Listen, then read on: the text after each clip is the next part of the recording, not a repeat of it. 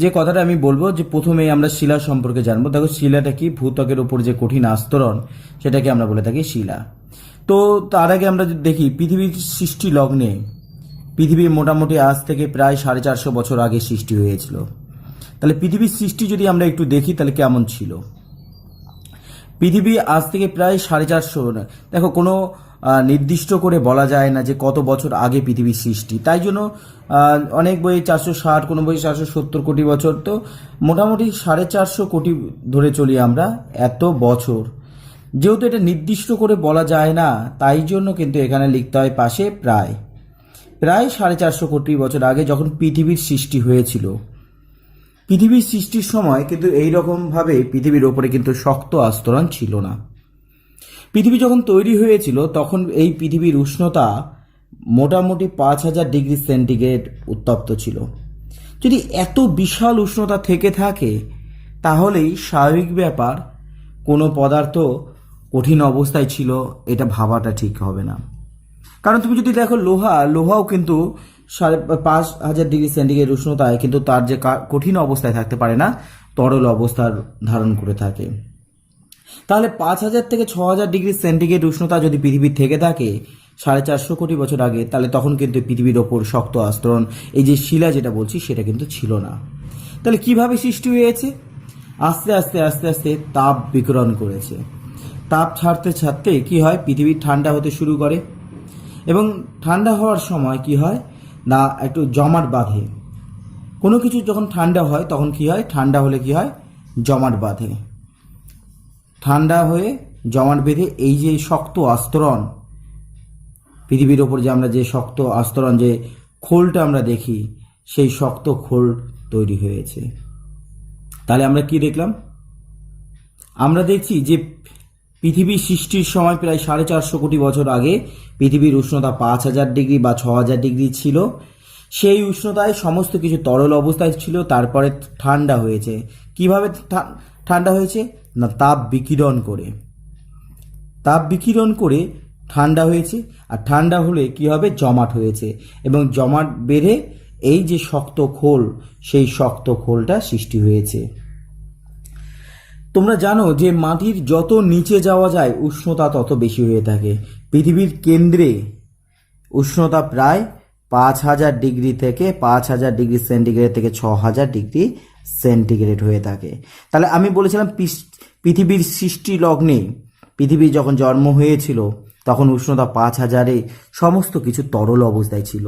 তাহলে পৃথিবীর কেন্দ্রেও যেহেতু এত বিশাল উষ্ণতা রয়েছে, তাহলে নিশ্চয়ই কোনো কিছু কঠিন অবস্থায় থাকবে, এটা নয়। কি হয় না, তরল অবস্থায় থাকে।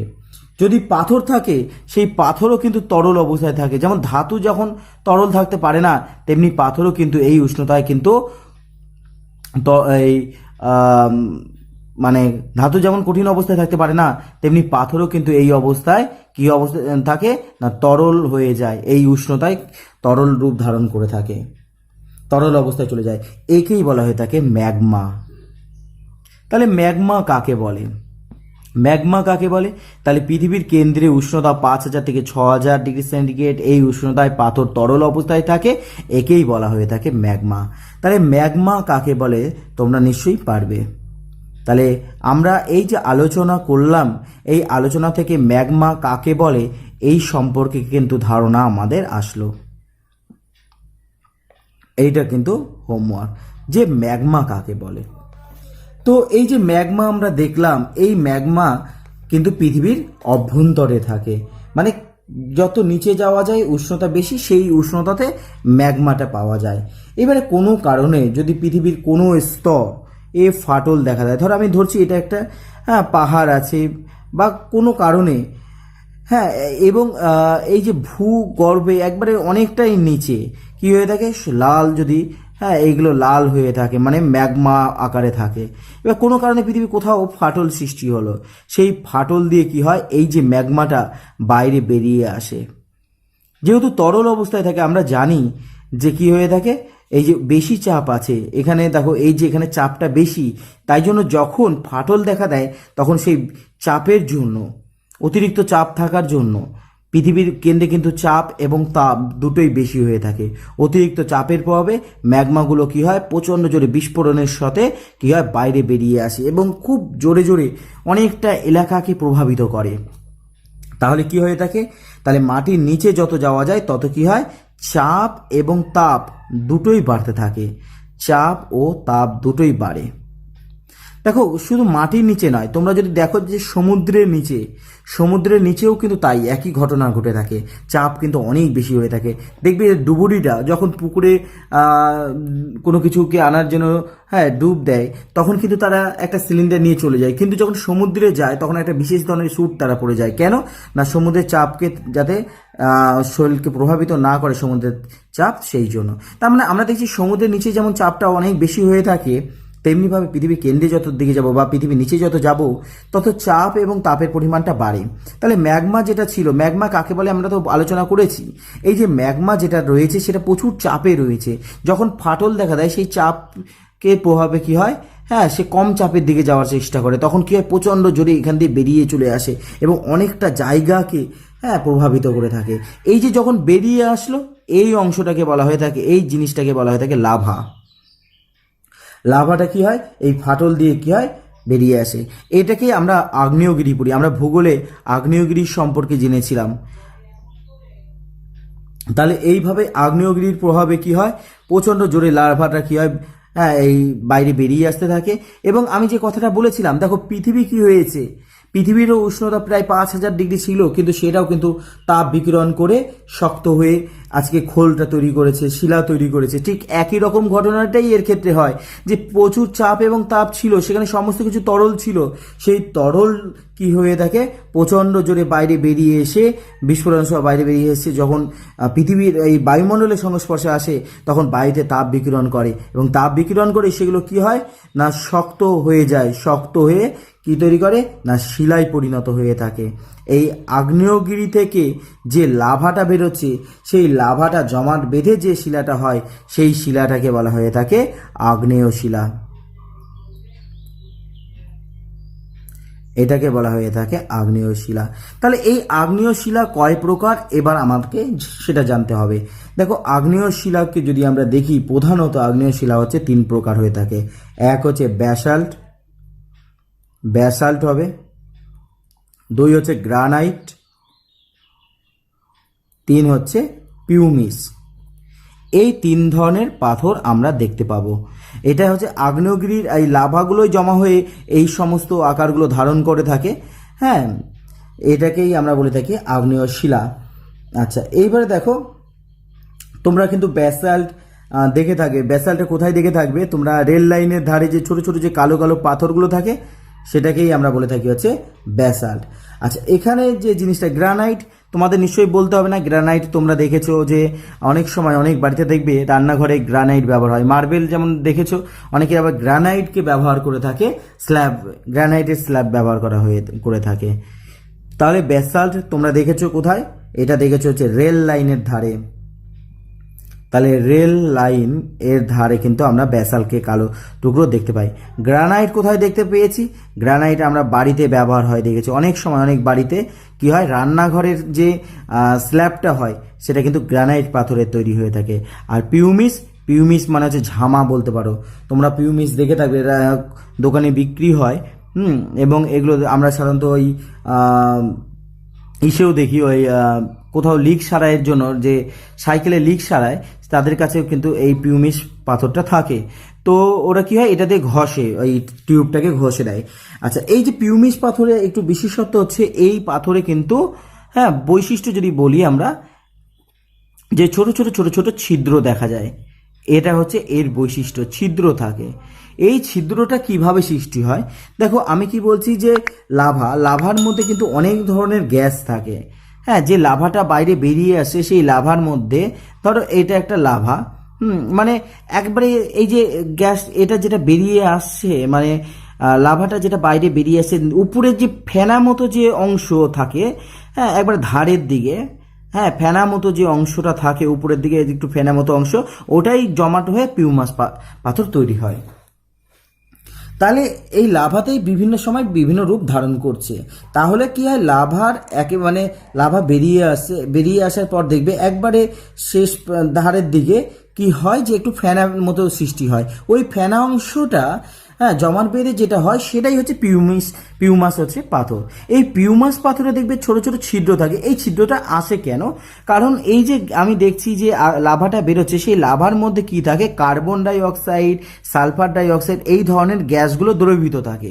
এবার এই গ্যাসগুলো কি হয়, যখন লাভাগুলো বাইরে বেরিয়ে আসে, এই গ্যাসগুলো ওই ছিদ্রপথে কি হয়, বাইরে বেরোয়। ঠিক আছে, এটা তো গ্যাস। এগুলো কি হয়, যখন পরিবেশের সংস্পর্শে আসে লাভাগুলো, তখন এই গ্যাসগুলো বাইরে বেরিয়ে আসে, এবং যে পথ দিয়ে এই গ্যাসটা বেরোচ্ছে সেই সব পথগুলোতে ছোট ছোট ছোট ছোট কি হবে, ছিদ্র পথ দেখা দেবে। এই জন্য কি হয়, তোমার পিউমাস পাথরে দেখবে কি হয়, ছোট ছোট ছোট ছোট ছিদ্র থাকে। তাহলে এটাও একটা হোমওয়ার্ক বলতে পারি, তোমাদের দিয়ে দিলাম যে পিউমাস এ ছিদ্র থাকে কেন, বা ছিদ্র দেখা যায় কেন, থাকে কেন? কারণ তোমরা বুঝতে পারলে এটা লাভা থেকেই হচ্ছে। এবার লাভার মধ্যে বিভিন্ন ধরনের গ্যাস থাকে, সেই গ্যাসগুলো যখন বেরিয়ে যাওয়ার পথে কি হয়, সেখানে ছোট ছোট ছিদ্র সৃষ্টি হয়ে যায়। এই জন্য কিন্তু ওই ছিদ্রযুক্ত হয়ে থাকে পিউমাস পাথরটা। আচ্ছা, এরপরে চলে আসি, এটা তাহলে আগ্নেয় শিলা হলো। এইবারে দেখো পাললিক শিলা কিভাবে সৃষ্টি হয়।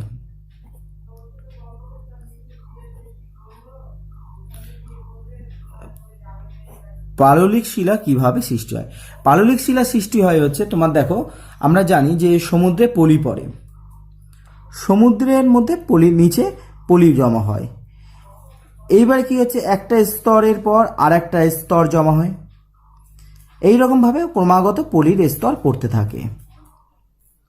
এবং একটা জিনিস তোমরা খেয়াল করেছো, আমি বলেছি এর আগে যে সমুদ্রের নিচে কিন্তু প্রচুর পরিমাণে চাপ এবং তাপ থাকে, এবং সেই চাপের প্রভাবে কি হয়ে থাকে, এই যে পলিগুলো জমা হচ্ছে, সেই পলিগুলো কিন্তু শক্ত আকার ধারণ করে এটা শিলায় রূপান্তর হয়।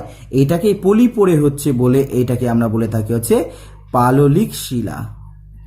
এই শিলাটাকে আমরা বলে থাকি হচ্ছে পাললিক শিলা। এই শিলার মধ্যে বিশেষ করে দেখো, আমি বলছি পলি পড়ে হয়, এবং এই যে পলি পড়লো, তারপরে দেখো এই যে সমুদ্রের নিচে, তাহলে সামুদ্রিক প্রাণী থাকবে। সামুদ্রিক প্রাণী যখন মারা যায়, তাহলে ওই পলির ওপর জমা হয়। এইবারে ওর উপরে আবার পলি পড়ছে ওই সামুদ্রিক প্রাণীর ওপর। এইরকম পলি পড়ার পর যখন চাপের প্রভাবে যখন এই এই পলিটা যখন শিলায় রূপান্তরিত হয়, পাললিক শিলায় রূপান্তরিত হয়, তখন এই প্রাণীর একটা ছাপ কিন্তু তার মধ্যে থেকে যায়। এই যে ছাপ থেকে গেল বা এই যে দেহাবশেষ থেকে গেল, এটাকেই আমরা বলে থাকি ফসিল বা জীবাশ্ম। আমরা এই অধ্যায়ের পরে আমরা আলোচনা করব জীবাশ্ম জ্বালানি সম্পর্কে। তাহলে এইভাবে আমরা দেখছি জীবাশ্ম তৈরি হয়। আর যে সমস্ত জীবাশ্ম কি হয় না, পুড়িয়ে তাপ ও আলো পায়, তাকে বলা হয় জীবাশ্ম জ্বালানি। যাই হোক, আমরা পরে আলোচনা করব। তাহলে পাললিক শিলার মধ্যে দেখো ফসিল তৈরি হয়। এই পাললিক শিলাও কিন্তু গ্রানাইটের মতো 3 ভাগে ভাগ করা যায়। একটা হচ্ছে বেলে পাথর, একটা হচ্ছে সেল থেকে সিলেট তৈরি হয়, জানো তো, আর একটা হচ্ছে চুনা পাথর। তাহলে এই ধরনের আমরা কিন্তু উদাহরণগুলো বলতে পারি যে পাললিক শিলা কয় ভাগে ভাগ করা যায়, কি কি, এটা কিন্তু খুব কমন প্রশ্ন এখানকার। আর রূপান্তরিত শিলা বা পরিবর্তিত শিলা, অনেক সময় একে রূপান্তরিত শিলাও বলা হয়। আচ্ছা, তোমাদের বইয়ে পরিবর্তিত শিলা আছে, তোমরা পরিবর্তিত শিলাই পড়বে। পরিবর্তিত শিলা কি, নাম শুনেই বুঝতে পারছো, আগ্নেয় শিলা আর পাললিক শিলা যখন কি হয়, তাপ ও চাপের প্রভাবে যে শিলায় রূপান্তরিত হয় তাকে বলা হয় পরিবর্তিত শিলা। যেমন তোমার হচ্ছে তুমি যে মার্বেলটা দেখছো, মার্বেলটা আমরা বলেছিলাম পরিবর্তিত শিলা। মার্বেলটা কি দিয়ে পরিণত হয়েছে, চুনা পাথর দিয়ে পরিণত হয়েছে। আমরা চুনা পাথর পড়েছি পরিবর্তিত শিলা, সেই পরিবর্তিত শিলা কি হয়েছে, মার্বেলে রূপান্তরিত হয়েছে। আর একটা ধরো বলি, যদি আমরা নিস, একটা পরিবর্তিত শিলা, এটা কি থেকে পরিবর্তিত হয়েছে, গ্রানাইট থেকে পরিবর্তিত হয়েছে, গ্রানাইট। আচ্ছা, আর তোমার কি হয়েছে, স্লেট আমরা একটা পরিবর্তিত শিলা পেতে পারি। এই তিনটে উদাহরণই তোমাদের বইয়ে আছে। স্লেটটা কি থেকে হয়েছে? স্লেটটা তৈরি হয়েছে সেলও কিন্তু একটা আমরা বলেছিলাম পাললিক শিলা। তাহলে চুনা পাথর একটা পাললিক শিলা যেটা মার্বেলে পরিণত হয়, সেল থেকে হচ্ছে স্লেট হচ্ছে, আর গ্রানাইট থেকে নিস। এই কয়টা তোমরা কিন্তু অবশ্যই মুখস্থ রাখবে। এরপরে চলে আসি খনিজ পদার্থ সম্পর্কে। খনিজ পদার্থ কাকে বলা হয়? খনিজ পদার্থ কি? খনি থেকে যে ধাতু সমৃদ্ধ যৌগ পাওয়া যায় তাকে খনিজ পদার্থ বলা হয়। তাহলে খনি থেকে যে ধাতু সমৃদ্ধ মানে ধাতু সমৃদ্ধ যে যৌগটা পাওয়া যায়,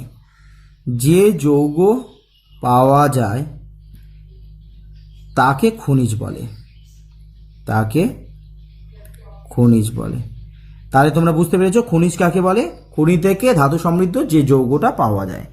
যেমন তোমাদের আমি বলি আয়রন, সব থেকে আমাদের কাজে লাগে, সব থেকে বেশি ব্যবহৃত হয় আয়রন। আয়রন মানে লোহা, তোমরা যেটাকে লোহা বলো সেটাই হচ্ছে আয়রন আমরা বলি। আমরা এর আগের ভিডিওতে আয়রনের আমরা সংকেত জেনেছি, এই চিহ্ন জেনেছি Fe।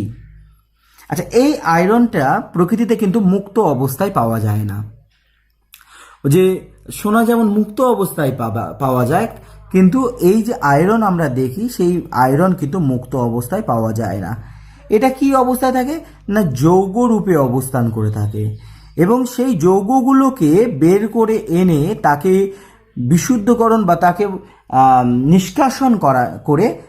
নিষ্কাশন করে কিসে পাওয়া যায়? লোহা পাওয়া যায়। তাহলে যে যৌগটা মানে এই যে লোহা ঘটিত মানে লোহা আছে, এই ধরনের যৌগটাকে কি করতে হয়? সংগ্রহ করে তারপরে তাকে নিষ্কাশন করে লোহা পাওয়া যায়।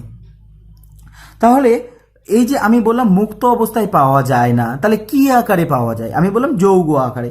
তাহলে এই ধরনের কতগুলো যৌগের নাম আমাকে মুখস্থ রাখতে হবে সংকেত সহ। তোমাদের এখনের বইয়ে সংকেত দেওয়া নেই, কিন্তু তোমরা সংকেত সহ এখন থেকেই মনে রাখার অভ্যাস করবে। যেমন তোমাদের বইয়ে আছে হেমাটাইট, কিন্তু রেড হেমাটাইট বলবে, রেড হেমাটাইট। এই রেড হেমাটাইটের সংকেত কি? আমরা সংকেত লিখা শিখেছি। আমরা এখানে দেখব রেড হেমাটাইটের সংকেত হচ্ছে Fe2O3, এটা হচ্ছে রেড হেমাটাইটের সংকেত। এছাড়া থাকে ম্যাগনেটাইট, তাহলে ম্যাগনেটাইট এর সংকেত কি? এর সংকেত হচ্ছে Fe3O4। দেখো লোহা একা থাকতে পারে না, লোহা কার সাথে আছে না, লোহা অক্সিজেনের সাথে যুক্ত হয়ে যৌগ আকারে রয়েছে। তাহলে এই যে পদার্থগুলো আমরা দেখছি, এই যে ধাতু সমৃদ্ধ যে যৌগ, এই ধাতু সমৃদ্ধ যৌগটাকেই বলা হয়ে থাকে খনিজ। তাহলে এখানে কি খনিজ আছে? এখানে রেড হেমাটাইট থাকলো, ম্যাগনেটাইট থাকলো। তাহলে এগুলোকে আমরা কিন্তু খনিজ বলি, খনিজ পদার্থ বলি। এবারে আরেকটা আছে খনিজের সাথে সাথে আমাদের পড়তে হবে হচ্ছে আকরিক। আকরিক কাকে বলে? আকরিক হচ্ছে যে সমস্ত খনিজ থেকে ধাতুকে নিষ্কাশন করা যায়, তবে মাথায় রাখতে হবে সহজে করতে হবে এবং সুলভে। তাহলে যে সমস্ত খনিজ থেকে সহজে এবং সুলভে ধাতুকে নিষ্কাশন করা হয় তাকে আকরিক বলে। তাহলে সহজে হতে হবে এবং কম খরচে মানে সুলভে হতে হবে, তাকে আমরা ধাতু বলে থাকি। তাহলে আমরা দেখো রেড হেমাটাইট আর ম্যাগনেটাইট এগুলো থেকে কিন্তু আমরা ধাতুকে নিষ্কাশন করতে পারি, তাই জন্য এগুলোকে কিন্তু আমরা আকরিকও বলতে পারি, আকরিক। আবার এইরকম লোহার একটা যৌগ আছে, তার নাম হচ্ছে আয়রন পাইরাইটিস, কিন্তু সেই আয়রন পাইরাইটিস থেকে কিন্তু আমরা লোহাকে নিষ্কাশন করতে পারি, কিন্তু সহজে পারি না, তাই জন্য তাকে আকরিক বলি না। তাহলে খনিজ থেকে সমস্ত খনিজকে কিন্তু আমরা আকরিক বলতে পারবো না, কিন্তু সমস্ত আকরিককে কিন্তু আমরা খনিজ বলবো। লোহার ক্ষেত্রে লোহার ক্ষেত্র নিয়ে আমরা আলোচনা করছি, লোহা নিয়ে আলোচনা করছি। আমরা কি বললাম? মাটির নিচ থেকে রেড হেমাটাইট পাওয়া যায়, রেড হেমাটাইট এইটা পাওয়া যাচ্ছে। আর কি পাওয়া যাচ্ছে? ম্যাগনেটাইট। আর পাই কি? Iron pyrites. Iron pyrites. তোমরা যদি সংকেত মনে না রাখতে পারো তাহলে অন্তত এই নামগুলো কিন্তু মনে রাখবে। তাহলে এগুলো সমস্ত কিছুই ধাতু আছে, লোহা আছে। তাহলে ধাতু সমৃদ্ধ যৌগ, তাহলে এরা যেহেতু ধাতু সমৃদ্ধ যৌগ তাই জন্য আমি কিন্তু একে খনিজ পদার্থ বলতে পারি। খনিজ পদার্থ বলতে পারছি। আবার দেখো, খনিজ পদার্থগুলোর মধ্যে যেখান থেকে সহজে এবং সুলভে ধাতুকে নিষ্কাশন করা যায়, যেমন রেড হেমাটাইট বা ম্যাগনেটাইট থেকে আমরা লোহাকে সহজে নিষ্কাশন করতে পারি, তাই জন্য একে আমরা বলে থাকি হচ্ছে আকরিক। তাহলে সমস্ত আকরিক হলেই খনিজ পদার্থ, কিন্তু খনিজ পদার্থ হলেই আকরিক হবে বলা যাবে না, কারণ দেখো এটাও কিন্তু খনিজ পদার্থ, কিন্তু একে কিন্তু আমরা আকরিক বলছি না। তাহলে এইটা তোমাদের হোমওয়ার্ক থাকবে যে খনিজ পদার্থ মানে আকরিক, সমস্ত খনিজ পদার্থ, সমস্ত খনিজ পদার্থ আকরিক, কিন্তু আকরিক মাত্র খনিজ নয়। আকরিক মাত্র খনিজ নয়, খনিজ পদার্থ নয়, এটা মাথায় রাখবে। পদার্থ আমি আর লিখলাম না, এইটা তোমরা নিজে থেকে চেষ্টা করবে। আচ্ছা, আমরা খালি লোহা পড়লাম, এছাড়াও আরও অনেকগুলো মৌল, প্রয়োজনীয় মৌল আছে, যেমন তামা। তামার আমরা তার ব্যবহার করি। লোহার ক্ষেত্রে দেখো লোহার ব্যবহার কি হয়েছে, লোহার ক্ষেত্রে এটা নিশ্চয়ই তোমাদের বলতে হবে না, রেল লাইন তৈরি হয়, তোমরা দেখে থাকবে রেল লাইন তৈরি হয় কি দিয়ে? রেল লাইন তৈরি হয় হচ্ছে লোহা দিয়ে। আর কি তৈরি হয়? বিভিন্ন যন্ত্রপাতি তৈরি হয় লোহা দিয়ে। তাহলে লোহা বিভিন্ন ক্ষেত্রে ব্যবহার হয়, তোমরা আশেপাশে থেকেও বিভিন্ন উদাহরণ দেখে থাকবে, সেগুলোকে তোমরা লিখতে পারো। তামা, তামার ব্যবহার যদি আমরা দেখি, তামার হচ্ছে তার। তামার তার খুবই ভালো, কারণ হচ্ছে তামা হচ্ছে তাপের সুপরিবাহী, তাই জন্য এর মধ্যে দিয়ে তামার তার যদি আমরা ব্যবহার করি তাহলে কিন্তু বিদ্যুতের অপচয়টা কম হবে। আচ্ছা, এছাড়া তামার কি ব্যবহার হয়? তামা দিয়ে বিভিন্ন ধাতু সংকর তৈরি করা হয়। ধাতু সংকর। আচ্ছা, ধাতু সংকর কি, এটা আমরা একটু পরে আলোচনা করছি। খালি এটুকু জেনে রাখো, একাধিক ধাতুর সমসত্ব মিশ্রণকে আমরা বলে থাকি ধাতু সংকর। তাহলে এই ধরনের বিভিন্ন ধরনের ধাতু সংকর তৈরি করা যেতে পারে। আচ্ছা, এই যে তামা বলছি, তামারও কিন্তু আকরিক রয়েছে। এখানে যেমন রেড হেমাটাইট দেখলাম, তেমনিভাবে তামার আকরিক রয়েছে। তামার আকরিকের নাম হচ্ছে কপার পাইরাইটিস। তামার আকরিকের নাম হচ্ছে কপার পাইরাইটিস। পাইরাইটিস। কপার পাইরাইটিসের সংকেত কি হবে? কপার পাইরাইটিসের সংকেত হবে CuFeS2, কপার পাইরাইটিস। তাহলে এই যে যৌগটা, এই যে আমরা পেলাম আকরিক, এই যে যৌগটা, এর মধ্যে তাহলে কি কি আছে? তোমাদের এই ধরনের একটা আমি করিয়েছি এর আগে, যে এর মধ্যে কপার আছে, লোহা আছে, আর সালফার আছে। তাহলে কি কি মৌল দ্বারা তৈরি সেটা কিন্তু আমরা বলতে পারবো। যেমন আমরা যদি হেমাটাইট দেখি, হেমাটাইটের আমি সংকেত লিখেছিলাম যে Fe2O3, তার মানে এর মধ্যে Fe মানে লোহা আছে আর অক্সিজেন আছে। তাহলে সংকেত দেখে আমরা বলে দিতে পারবো যে তার মধ্যে কি কি আছে। তাহলে কপার পাইরাইটিস আমাদের হয়ে গেল। এছাড়া যেটা তোমাদের বইয়ে রয়েছে copper glance. Copper glance, copper গ্ল্যান্সে কি কেমন হয়ে থাকে? কপার গ্ল্যান্সের যেটা থাকে সেটার নাম হচ্ছে, মানে তার নাম বলছি, তার হচ্ছে সংকেত হচ্ছে Cu2S। তাহলে এর মধ্যে কি রয়েছে? কপার আছে এবং সালফার রয়েছে, এইটা হচ্ছে কপার গ্ল্যান্স। এছাড়া কিউপ্রাইট থাকে। কিউপ্রাইট কি দিয়ে তৈরি? মানে তাদের সংকেত কি? Cu2O। তাহলে কপার আছে আর হচ্ছে অক্সিজেন আছে। তাহলে এগুলোকে আমরা আকরিক বলবো। তোমাদের বই একটা আছে, তোমরা যদি এখন থেকে এগুলো মনে রাখার চেষ্টা করো পারবে অবশ্যই, খুব একটা কঠিন নয়। কি কি উপাদান আছে তুমি কিন্তু চিহ্ন তো তোমরা শিখেছো, সেই চিহ্ন দেখেই তোমরা বলতে পারবে যে কি কি উপাদান কতগুলো আছে, সবই বলতে পারবে। তাহলে কিছু কিছু মৌল আছে যারা প্রকৃতিতে মুক্ত অবস্থায় পাওয়া যায় না, যৌগ আকারে থাকে, ওই যৌগগুলোকেই আমরা বলে থাকি খনিজ পদার্থ। কিন্তু আবার এমনও কিছু মৌল আছে যারা কিন্তু প্রকৃতিতে কি হয়, যে মুক্ত অবস্থায় থাকে। সোনা, তোমরা ডিসকভারি চ্যানেলে দেখে থাকবে যে গোল্ড রাশ বলে একটা প্রোগ্রাম হতো, সেখানে দেখা যাচ্ছে এই সোনাকে মাটির মধ্যে থেকে মানে তুলে এনে সেটাকে ভালো করে শোধন করে ধুয়ে সোনা পাওয়া যাচ্ছে। তার মানে সোনা কি হয়ে থাকে? মুক্ত অবস্থায় পাওয়া যায়। তাহলে সোনা কিন্তু প্রকৃতিতে মুক্ত অবস্থায় পাওয়া যায়, তবে এটা খুব কম পরিমাণে থাকে বলে এটা কিন্তু মূল্যবান ধাতু। তাহলে সোনার ব্যবহার যদি আমরা বলি, তাহলে অলংকার প্রস্তুত করা হয়ে থাকে সোনা দিয়ে। সোনার তার হতে পারে, হ্যাঁ, তাহলে অলংকারের জন্য এই সোনাকে ব্যবহার করতে পারি আমরা। এছাড়া তোমরা জেনে থাকবে হচ্ছে জিঙ্ক, আর একটা গুরুত্বপূর্ণ ধাতু জিঙ্ক। তাহলে জিঙ্ক বা দস্তা, তোমাদের বইয়ে দস্তা লেখা আছে কিন্তু ওর অরিজিনাল নাম হচ্ছে জিঙ্ক।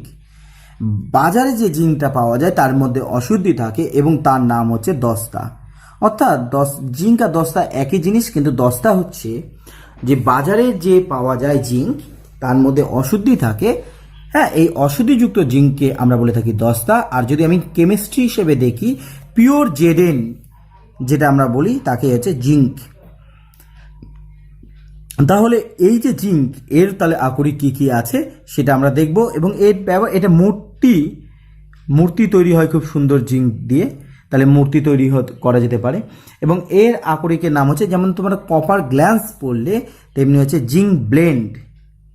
এখানে থাকবে হচ্ছে জিঙ্ক ব্লেন্ড। জিঙ্ক ব্লেন্ড কি? এটাও সালফার ঘটিত, মানে সালফার আছে, এস মানে হচ্ছে সালফার। আচ্ছা, কপার গ্ল্যান্সও দেখো সালফার ঘটিত, এস আছে মানে সালফার। এখানেও দেখো এস আছে মানে সালফার। তাহলে জিঙ্ক সালফাইড মানে এটা হচ্ছে জিঙ্ক ব্লেন্ড বলা হয়ে থাকে। এছাড়া কি রয়েছে? জিঙ্কাইট। এছাড়া রয়েছে জিঙ্কাইট। জিঙ্কাইট হচ্ছে ZNO। তাহলে এগুলো হচ্ছে কি? মূর্তি তৈরি করতে সাহায্য করে থাকে। আচ্ছা, এরপরে কি রয়েছে? অ্যালুমিনিয়ামের তোমরা জানো অ্যালুমিনিয়ামের বাসনপত্র হতে পারে, অ্যালুমিনিয়ামের তার হতে পারে।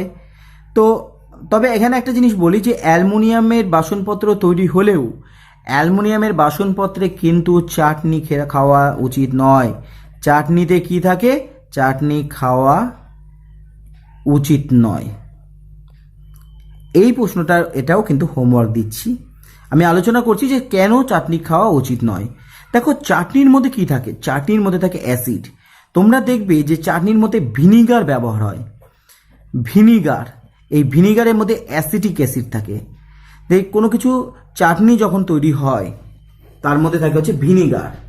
দেখবে যে ভিনিগার দেওয়া হয়, ভিনিগারে কিন্তু অ্যাসিড থাকে। এই ভিনিগারে যে অ্যাসিড থাকে তার সাথে অ্যালুমিনিয়ামের বিক্রিয়া ঘটে একটা যৌগ তৈরি হয়, যে যৌগটা আমাদের শরীরে গিয়ে ক্ষতির সৃষ্টি করে। তাই জন্য অ্যালুমিনিয়ামের পাত্রে কখনোই চাটনি খাওয়া উচিত নয়। আচ্ছা, এই যে অ্যালুমিনিয়াম বলছি, তাহলে অ্যালুমিনিয়ামের ব্যবহার কি? বাসনপত্র যেমন হলো, অ্যালুমিনিয়ামের তার হতে পারে। অ্যালুমিনিয়ামের তার কিন্তু অনেক ভালো এবং জং পড়ে না বলে একে ব্যবহার করার সুবিধা। আচ্ছা, আর একটা মেন হচ্ছে অ্যালুমিনিয়াম হালকা হয়। হালকা হওয়ার জন্য একে বিমানের যে কাঠামো হয় সেই কাঠামোতে তো ব্যবহার করা হয়ে থাকে অ্যালুমিনিয়ামকে।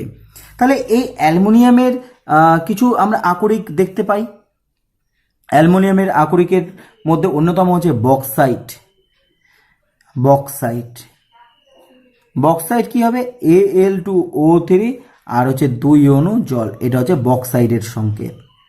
তাহলে আমরা কিন্তু কিছু মৌল আমরা দেখলাম, তার মধ্যে কি কি উপাদান মানে মৌল আকরিকগুলো আমরা দেখলাম, আকরিক কি কি দিয়ে গঠিত দেখলাম, মানে সংকেত দেখা মানে হচ্ছে আকরিক কি গঠিত সেটা আমরা জানতে পারলাম, এবং ওই যে ধাতুগুলোর ব্যবহার সেটা আমরা জানতে পারলাম। এছাড়া আমরা দেখলাম যে কিছু মৌল আছে যারা মুক্ত অবস্থায় থাকে, মৌল আকারেই থাকে, আবার কিছু মৌল আছে যারা প্রকৃতিতে যৌগ অবস্থায় থাকে। আমি যে কথাটা বলেছিলাম যে ধাতু সংকর, আমি তামার ব্যবহারে এখানে লিখেছিলাম যে ধাতু সংকর রূপে ব্যবহার হয়। এখন আমরা ধাতু সংকর সম্পর্কে জানব। ধাতু সংকর কি? ধাতু সংকর হচ্ছে একাধিক ধাতুর যে সমসত্ব মিশ্রণ, একাধিক পদার্থের সমসত্ব মিশ্রণকে বলা হয়ে থাকে ধাতু সংকর। ধাতু সংকরের মধ্যে যদি আমরা নাম লিখি তার মানে সবার আগে যেটা আমাদের মনে আসে সেটা হচ্ছে ফিউজ তার। ফিউজ তার, এই ফিউজ তার হচ্ছে এমন একটা সংকর ধাতু যার গলনাঙ্ক কিন্তু খুব কম থাকে। এই ফিউজ তারটা কোথায় থাকে তোমরা দেখে থাকবে। এই ফিউজ তার বাড়ির, এখন অবশ্য এমসিবি ব্যবহার হয়, আগে কিন্তু ফিউজ তার ব্যবহার হতো, যেখানে তোমার বাড়ির যে মিটারটা থাকে সেই মিটারে দেখবে সাদা রঙের একটা চীনা মাটির এই ধরনের একটা জায়গা থাকে, মানে যেখানে মিটার আছে ঠিক তার নিচে কি হয়, একটা সাদা ধরনের চীনা মাটির তৈরি নির্মিত একটা জায়গা থাকে, যেখানে কি হয় উপর থেকে কিন্তু একটা উপরের যে ঢাকনা সেটাকে খোলা যায়, টান দিলে খুলে আসে, এবং সেখানে কি হয় একটা তার লাগানো থাকে।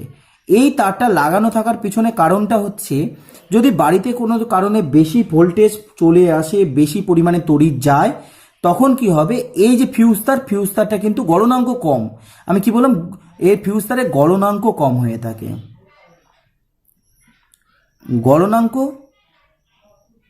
গলনাঙ্ক নিম্নমানের হয়ে থাকে। গলনাঙ্ক নিম্নমানের হওয়ার জন্য এটা কিন্তু চট করে গলে যায়। গলে গেলে কি হবে, তড়িৎ প্রবাহ কিন্তু বন্ধ হয়ে যাবে।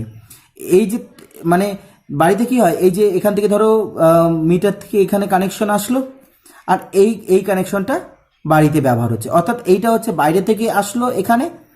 ফিউজের মধ্যে কিন্তু এখান থেকে দেখো এখানে একটা আছে, এখান থেকে বাইরের তার জয়েন্ট আছে। এর আগে যে আমি এই অধ্যায়ের যে ভিডিওটা বানিয়েছিলাম সেখানে কয়েকজন প্রশ্ন করেছিল ফিউজ তার সম্বন্ধে, যে ফিউজ তার জিনিসটা কি বুঝতে পারলাম না। তাহলে এই জিনিসটা একটু ভালো করে বুঝে নাও তোমরা, যে মিটারের নিচে যে সাদা ধরনের যে জায়গাটা থাকে সেখানে কি থাকে, ফিউজ তার ব্যবহার হয়। ফিউজ তারটা কি, এই যে সরু মতো একটা অংশ আমি বললাম, তারটা প্রথমে এঁকেছিলাম, সেটা হচ্ছে ফিউজ তার, এবং যার গলনাঙ্ক খুবই কম হয়ে থাকে, গলনাঙ্ক নিম্নমানের হয়ে থাকে। ফিউজ তার একটা হচ্ছে সংকর ধাতু, ফিউজ তার হচ্ছে এক প্রকার সংকর ধাতু। তো এই ফিউজ তারে কি হয়ে থাকে, দেখো বাইরে থেকে যখন তড়িৎ আসে, এই যে এই ফিউজ তারের এই প্রান্তর সাথে এই তড়িৎটা লেগে আছে। এইবারে কি হয়, এখানে ফিউজ তার আছে, আবার এখানকার যে পাত আছে সেই পাতের সাথে কিন্তু বাড়ির কারেন্ট লাগানো থাকে, অর্থাৎ এইটা বাইরে থেকে কারেন্ট এখানে ঢুকছে, আর ঢোকার পর এখান থেকে আবার বেরিয়ে যাচ্ছে, বাড়িতে আমরা ব্যবহার করছি। কোনো কারণে বেশি পরিমাণে ভোল্টেজ যদি চলে আসে, তখন এই তারটা গলে গিয়ে এই যে ছিঁড়ে যাচ্ছে, এর ফলে কি হবে, তড়িৎ প্রবাহ বন্ধ হয়ে যাচ্ছে। তাই জন্য বাড়ির যে সমস্ত ইলেকট্রিক যন্ত্রপাতি, সেই যন্ত্রপাতি কিন্তু মানে নষ্ট হওয়ার থেকে আমরা রক্ষা পাই। তাহলে ফিউজ তার বুঝতে পারলে তোমরা। এছাড়া যেটা রয়েছে সেটা হচ্ছে রাংঝাল। তাহলে রাংঝালও কিন্তু একটা হচ্ছে সংকর ধাতু। রাংঝাল কোথায় ব্যবহার হয়, ঝালাইয়ের ক্ষেত্রে, ছোট ছোট ঝালাইয়ের ক্ষেত্রে তোমরা দেখবে। ঝালাইয়ের ক্ষেত্রে মানে কি, যারা ইলেকট্রিকের কাজ করে তারা যখন জয়েন্ট লাগায় দুটো তারকে, তখন এক ধরনের তারকে ওরা ব্যবহার করে, সেটাই হচ্ছে রাংঝাল আমরা বলে থাকি। ঠিক আছে, এটা কিন্তু একটা হচ্ছে সংকর ধাতু, অর্থাৎ একাধিক ধাতুর যে মিশ্রণ তাকে আমরা সংকর ধাতু বলে থাকি। আচ্ছা, তোমরা আরো বুঝতে পারবে, আরো যদি আমি উদাহরণ দিই, বাস্তব উদাহরণ, পিতল। তোমরা পিতল জানো, পিতল শুনেছো। এই পিতল কিন্তু কোনো ধাতু, এই কোনো একটা ধাতু নয়, এটা একটা ধাতু সংকর। এর মধ্যে কি থাকে, ওই যে কপার বলেছিলাম, সেই কপার কিন্তু এর মধ্যে থাকে, আর হচ্ছে জিঙ্ক, এবং এই কপার আর জিঙ্ক এই দুটো ধাতুকে মিশিয়ে তৈরি হয় হচ্ছে পেতল। তাহলে কপার কতখানি থাকে, এটা যদি মনে রাখতে পারো খুবই ভালো হয়, যে 60 থেকে 80%, মানে 60% ধরো, 60% কপার থাকে, আর হচ্ছে 40% তোমার ধরো জিঙ্ক থাকে। তবে এটা এরকম বলা ঠিক হয় না, এখানে বলতে হয় 60 থেকে 80%, আর এখানে 20 থেকে 40। যাই হোক, তোমরা আপাতত এইটুকু মনে রাখবে যে পিতল হচ্ছে একটা সংকর ধাতু। এর মধ্যে থাকে কি কি না, কপার এবং জিঙ্ক। কপার হচ্ছে 60% কপার থাকে, আর জিঙ্ক হচ্ছে 40% থাকে। তাহলে আমরা দেখছি পেতল বা ব্রাস বলা হয় ইংরেজিতে, এটা কিন্তু তোমার হচ্ছে ধাতু সংকর, বা ব্রোঞ্জ হতে পারে, ব্রোঞ্জ। এই ব্রোঞ্জও কিন্তু একটা হচ্ছে সংকর ধাতু। ব্রোঞ্জ কি দিয়ে তৈরি, ব্রোঞ্জ তৈরি হয় হচ্ছে কপার থাকে, কপার, টিন থাকে, আর হচ্ছে জিঙ্ক, টিন আর হচ্ছে জিঙ্ক। তাহলে এখানে যেমন আছে পেতলে সেই একই রকম ভাবে থাকে, কবে এখানে একটু টিন থাকে এক্সট্রা। তাহলে এই দেখো একাধিক ধাতুর একটা সমসত্ব মিশ্রণ, তাই জন্য এটাকে আমরা বলে থাকি হচ্ছে ধাতু সংকর। আশা করি তোমরা ধাতু সংকর বুঝতে পেরেছো। ধাতু সংকর কেন করা হয় তার পিছনে কারণ হচ্ছে যে অনেক সময় কি হয় যে কাঠিন্যকে বাড়ানোর জন্য। তাহলে ধাতু সংকর কেন করা হয়? ধাতু সংকর তৈরির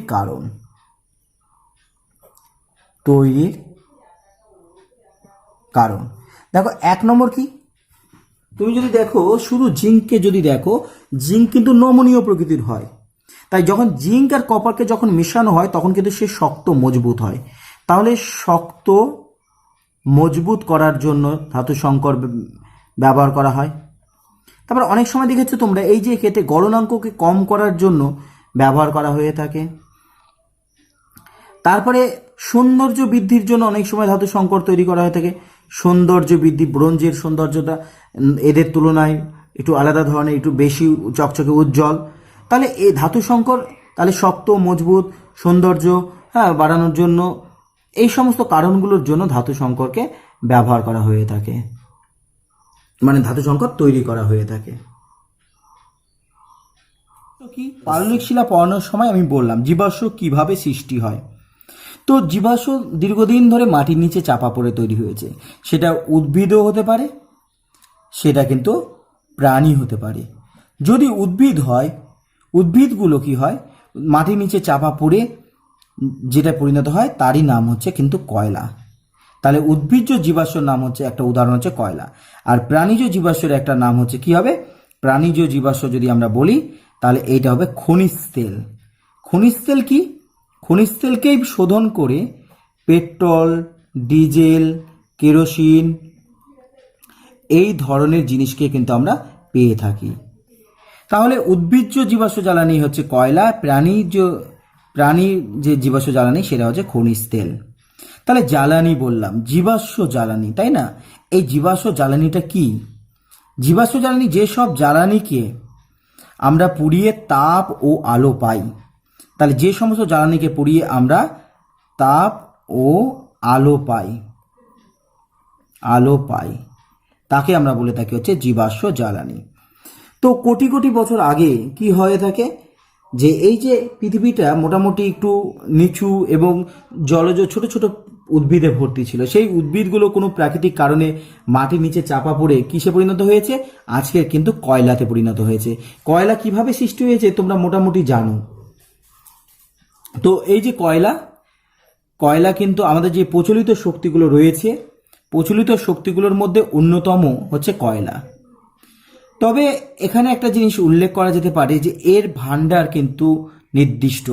এমন একটা দিন আসবে যখন কয়লা ফুরিয়ে যাবে। তাই জন্য আমাদের উচিত এখন থেকেই অপ্রচলিত শক্তি যেমন সৌরশক্তি, বায়ু শক্তি এগুলোর ব্যবহারকে বাড়ানো, এগুলোর ব্যবহারকে বৃদ্ধি করা, যাতে কিন্তু আমার ভবিষ্যতে যাতে অসুবিধার সম্মুখীন না হয় এই সমাজটা। তাহলে কিভাবে কয়লা সৃষ্টি হয় তোমরা বুঝতে পেরেছো। আচ্ছা, এইবারে দেখো এই যে জ্বালানি বললাম কয়লা, সেই কয়লা আমরা কি ক্ষেত্রে ব্যবহার করি এবং কয়লার সমস্যা কি। দেখো কয়লার সমস্যা তো আমি একটা বললামই যে একদিন শেষ হয়ে যাবে, পুড়ে যাবে, তাই তো, ফুরিয়ে যাবে। তাহলে এটা একটা বড় সমস্যা। তো এর জন্য কি করতে হবে, অপ্রচলিত শক্তির ব্যবহারকে বাড়াতে হবে, কয়লার ব্যবহারকে কমাতে হবে। আর একটা সমস্যা রয়েছে, সেটা হচ্ছে পরিবেশ দূষণ। দেখো এগুলো এই যে জীবাশ্মগুলো বলছি, উদ্ভিদ ও প্রাণীদেহ, উদ্ভিদ এবং প্রাণীদেহ সাধারণত 3টে উপাদান থাকে, কার্বন, হাইড্রোজেন, অক্সিজেন। তাহলে কার্বন থাকে, তাহলে উদ্ভিদ যে জ্বালানিগুলো আমরা বলছি সেই জ্বালানিগুলোর মধ্যেও তাহলে কার্বন থাকে, কারণ জ্বালানিগুলো জীবাশ্মগুলো কি দিয়ে তৈরি, উদ্ভিদ ও প্রাণী, এবং উদ্ভিদ ও প্রাণীর মধ্যে কার্বন থাকে, তাহলে জীবাশ্ম জ্বালানির মধ্যেও কার্বন আছে। তাহলে এই কার্বনগুলোকে যখন পোড়ানো হয় অক্সিজেনের সহযোগে, আমরা পড়েছি এর আগে যে অক্সিজেনের সহযোগিতায় এদেরকে পোড়ানো হয়, পুড়িয়ে তৈরি হয়েছে কার্বন ডাই অক্সাইড, এবং এই বিক্রিয়াটা হয় বলেই তাপ তৈরি হয়। তোমরা দেখবে যে অ্যান্থ্রাসাইট কয়লা ভালো, কয়লার শ্রেণীবিভাগ তোমরা পড়েছো ভূগোলে হয়তো, যে সেখানে দেখবে অ্যান্থ্রাসাইট বলে একটা কয়লা আছে, বিটুমিনাস কয়লা আছে, পিট কয়লা আছে। তো তার মধ্যে অ্যান্থ্রাসাইট কয়লা ভালো। কেন ভালো জানো? কারণ অ্যান্থ্রাসাইটের মধ্যে কার্বনের ভাগটা বেশি থাকে। যেহেতু কার্বনের ভাগ বেশি থাকে তাই জন্য বেশি করে অক্সিজেনের সাথে বিক্রিয়া করবে, বেশি করে কার্বন ডাই অক্সাইড তৈরি করবে, বেশি তাপ তৈরি হবে। তাই জন্য এই কয়লাটা যেহেতু তাপ বেশি তৈরি হয়, তাই জন্য অ্যান্থ্রাসাইট কয়লাকে আমরা ভালো কয়লা বা উচ্চমানের কয়লা বলতে পারি। তাহলে এইটা তোমাদের একটা হোমওয়ার্ক দিই যে অ্যান্থ্রাসাইট অ্যান্থ্রাসাইট কয়লা কয়লা উৎকৃষ্ট কেন, ভালো কেন, উৎকৃষ্ট জ্বালানি কেন? দেখো জ্বালানি মানে কি, যেখানে তাপ ভালো তৈরি হয়, তাই না? তাহলে অ্যান্থ্রাসাইটের ক্ষেত্রে দেখো বেশি তাপ তৈরি হচ্ছে কেন? তাপ তৈরি হওয়ার পিছনে কারণটা কি? আমি তোমাদের বললাম যে তাপ তৈরি হওয়ার পিছনের কারণটা হচ্ছে এই উদ্ভিদ ও প্রাণীর দেহের মধ্যে অবস্থিত কার্বন। কার্বন যখন অক্সিজেন দহন হয়, দহনে আমরা জানি অক্সিজেন লাগে, অক্সিজেনের সাথে পুড়ে গিয়ে তৈরি হয় কার্বন ডাই অক্সাইড এবং তাপ। এই তাপটা যত বেশি তৈরি হবে, যে জ্বালানি যত বেশি তৈরি করতে পারে সে তত ভালো। আমরা দেখব যে কয়লাগুলো আমরা পাবো, সেই কয়লাগুলোর মধ্যে অ্যান্থ্রাসাইটের মধ্যে কার্বনের ভাগটা বেশি থাকে। কার্বনের ভাগ বেশি থাকার জন্য এই বিক্রিয়াটা তত ভালো হবে, এবং যত বেশি করে এই বিক্রিয়াটা হবে তত বেশি তাপ তৈরি হবে। তাহলে কয়লা ব্যবহারে কিন্তু এইটা হচ্ছে মেন সমস্যা। তাহলে পরিবেশ দূষণ হয়, আর একদিন এটা ফুরিয়ে যাবে, অফুরন্ত নয়। আচ্ছা, তাহলে এর ব্যবহারগুলো কি আছে? ব্যবহারগুলো নিশ্চয়ই তোমরা জানো। আগেকার দিনে যেমন স্টিম ইঞ্জিন চালানোর জন্য একে ব্যবহার করা হতো, যদিও এখন আস্তে আস্তে স্টিম ইঞ্জিনের পরিমাণটা কমে যাচ্ছে। এখন কি দিয়ে তৈরি? এখন বিদ্যুৎ দিয়ে তৈরি চালানো হয়ে থাকে ট্রেন। তাহলে আগে আমাকে কয়লা ব্যবহার করতাম, এখন কয়লা ব্যবহার করি না। তার মানে কি এখন কয়লাকে কিন্তু আমরা ব্যবহার করছি না ট্রেন চালাতে? এই কথাটা কিন্তু বলা যাবে না। মানে আগে আমরা ট্রেনে সরাসরি কয়লাকে ব্যবহার করতাম স্টিম তৈরি করার জন্য, কিন্তু এখন বিদ্যুৎ দিয়ে ট্রেন চলে, তার মানে কয়লা কি ব্যবহার হয় না? এটা একটা কিন্তু প্রশ্ন। না, এখানেও কিন্তু এই বিদ্যুৎ দিয়ে ট্রেন চালাতেও কয়লা লাগে। কেমন করে? এই বিদ্যুৎ তৈরি হবে কিভাবে? তাপ বিদ্যুৎ কেন্দ্র যেগুলো হয়, তাপ বিদ্যুৎ কেন্দ্রে কি করা হয়? কয়লাকে পোড়ানো হয়। কয়লাকে পুড়িয়ে তাপ তৈরি করা হয়। কয়লা পুড়িয়ে তাপ তৈরি করা হয়। এখানেও কিন্তু তাপ বিদ্যুতেও কিন্তু জল লাগে। তোমরা যদি এনটিপিসিতে যাও, এনটিপিসিতে দেখবে যে গঙ্গার জলকে টানেলের এই মধ্যে ক্যানেল তৈরি করে কি হয়, তাপবিদ্যুৎ কেন্দ্রে নিয়ে যাওয়া হয়েছে। কি করা হয় তোমরা দেখো, যে কি করা হয়, একটা বয়লার থাকে, বড় বড় বয়লার থাকে। সেই বয়লারে কি থাকে?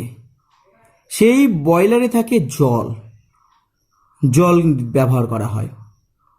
তাপবিদ্যুতেও জল ব্যবহার হয়, খালি জল বিদ্যুতেই জল ব্যবহার হয় এটা কথাটা ভুল। তাপবিদ্যুতেও কিন্তু জলকে ব্যবহার করা হয়, বয়লার থাকে। এই রকম বয়লার রয়েছে। কি করা হয়? একে তাপ দেওয়া হয়। এই যে তাপ তৈরি হবে, এখানে তাপ দেওয়া হবে, এই তাপটা কি দিয়ে তৈরি হবে? এই তাপটা তৈরি হবে কয়লা পুড়িয়ে তাপ হবে, তাপ তৈরি হবে। সেই তাপের দিয়ে জলটা বাষ্প করা হয়, এবং জলের যে জলীয় বাষ্প, যে গ্যাসীয় যে অণুগুলো থাকে, যে কণাগুলো থাকে, সেই একে একটা সরু এইরকম একটা পাইপের মধ্য দিয়ে যখন পাঠানো হয়, যেন গ্যাস তো বাষ্প হয়ে এই নলের মধ্য দিয়ে যাবে, এবং এই যে কণাগুলো রয়েছে, তাহলে জল দেখছো, দেখো জলটা তাপে, কয়লাকে পুড়িয়ে যে তাপ হচ্ছে, সেই তাপে কি হয়, এই জলকে বাষ্প করা হয়। বাষ্পগুলো দেখো এই রকম ভাবে পাইপের মধ্যে দিয়ে যখন যায়, আর এখানে কি করা হয়, একটা টারবাইন চাকা, একটা পাখার মতো টারবাইন চাকা এখানে রাখা হয়ে থাকে। এই টারবাইন চাকাকে কি করা হয়, এই যে গ্যাসগুলো যখন যায় বেরোয়, তখন এই পাখাতে কি হয়, ধাক্কা দেয়, পাখাটা কি হয়, ঘুরে। এবং এখানে পাখাটা ঘোরার সাথে সাথে এখানে হচ্ছে এইরকম একটা মোটর থাকে, এবং সেটাও কি হয়, ঘুরে, ডায়নামার মতো ঘোরে, এবং সেখান থেকে তৈরি হয় হচ্ছে তাপবিদ্যুৎ। তাহলে এই দেখো, তাপবিদ্যুৎ যে তৈরি হচ্ছে, সেখানেও কিন্তু তোমার কিন্তু কয়লাকে ব্যবহার করা হয়। অর্থাৎ এই কয়লা থেকে যে তাপবিদ্যুৎ হয়, সেই তাপবিদ্যুৎকে কাজে লাগিয়ে, সেই বিদ্যুৎকে কাজে লাগিয়ে কি চালানো হয় না, ট্রেন চালানো হয়। তাহলে এখনো আমরা বলতে পারি যে ইলেকট্রিক ট্রেনও কিন্তু কয়লার ব্যবহার রয়েছে। এছাড়া আমরা কি করতে পারি? আমরা জ্বালানি হিসাবে, বাড়িতে জ্বালানি হিসাবে আমরা কয়লাকে ব্যবহার করতে পারি। বিভিন্ন ক্ষেত্রে জ্বালানি হিসাবে এবং পরীক্ষাগারে বিভিন্ন বিজারক হিসাবে আমরা কিন্তু একে ব্যবহার করতে পারি। এছাড়া রয়েছে খনিজ তেল। খনিজ তেল কোনগুলো? আমি বলেছিলাম প্রাণীজ যে জ্বালানি তাকে আমরা বলে থাকি হচ্ছে খনিজ তেল। জীবাশ্ম, প্রাণীজ জীবাশ্মকে আমরা বলি খনিজ তেল। একে পিউরিফাই করে, পরিশোধন করে পেট্রোল, ডিজেল, কেরোসিন এই সমস্ত পদার্থগুলো পাওয়া যায়। আমি এটা আগেও আলোচনা করলাম। তো এই যে পেট্রোল বলছি, এই পেট্রোলকে আমরা কি করি, জ্বালানি হিসেবে গাড়ি যানবাহনের জ্বালানি হিসেবে আমরা ব্যবহার করি। এছাড়া একে গ্যাসীয় আকারে সিলিন্ডারে ভরে বাড়িতে রান্নার জন্য ব্যবহার করা হয়, যাকে বলা এলপিজি, লিকুইফাইড পেট্রোলিয়াম গ্যাস। এছাড়া ঘর্ষণ কমানোর তেল তৈরি করার ক্ষেত্রেও ব্যবহার করা হয়। তাহলে ঘর্ষণ পিচ্ছিলকারক বা ঘর্ষণ কমানোর তেল তৈরিতে একে ব্যবহার করা হয়। এছাড়া রং শিল্পে একে ব্যবহার করা হয়। ঠিক আছে, আশা করি তোমরা বুঝতে পেরেছো।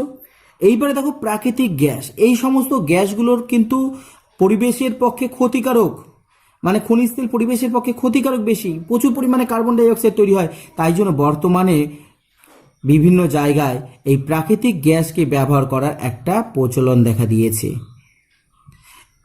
এর প্রধান উপাদান কি? এর প্রধান উপাদান হচ্ছে, প্রাকৃতিক গ্যাসের প্রধান উপাদান হচ্ছে মিথেন। একে কি করা হয়, জ্বালানি হিসাবে ব্যবহার করা হয়। যেমন এলপিজি রূপে জ্বালানি হিসাবে ব্যবহার করি গৃহস্থলে, একে কিন্তু সিএনজি রূপে আমরা ব্যবহার করি, কম্প্রেস ন্যাচারাল গ্যাস, এই রূপেও আমরা একে ব্যবহার করতে পারি। যানবাহনের জ্বালানি হিসেবেও দেখবে বড় বড় যে শহরগুলো আছে, দিল্লির মতো শহরগুলোতে পেট্রোল ডিজেলের চালিত গাড়ির ব্যবহারকে কমিয়ে এনে সিএনজি চালিত গাড়ি সেখানে ব্যবহার করা হয়। এতে কি হয়, এই যে প্রাকৃতিক গ্যাসের যে পোড়ানোর পর যে কার্বন ডাই অক্সাইড তৈরি হয় সেটা খুব কম, তাহলে দূষণ কম হয়, প্রাকৃতিক গ্যাসে দূষণ কম হয়।